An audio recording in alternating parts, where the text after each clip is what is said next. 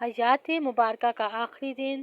حضرت انس رضی اللہ عنہ کا بیان ہے کہ دوشنبہ کے روز مسلمان نماز فجر میں مصروف تھے اور حضرت ابوبکر صدیق رضی اللہ عنہ امامت فرما رہے تھے کہ اچانک رسول اللہ صلی اللہ علیہ وسلم نے حضرت عائشہ کے حجرے کا پردہ اٹھایا اور صحابہ اکرام پر جو صفیں باندھے نماز میں مصروف تھے نظر ڈالی، پھر تبسم فرمایا۔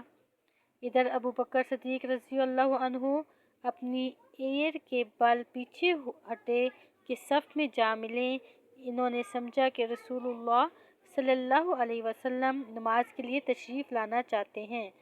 حضرت انس کا بیان ہے کہ رسول اللہ صلی اللہ علیہ وسلم حضرت آپ صلی اللہ علیہ وسلم کے اس اچانک ظہور سے مسلمان اس قدر خوش ہوئے کہ چاہتے تھے کہ نماز کے اندر ہی فتنے میں پڑ جائیں۔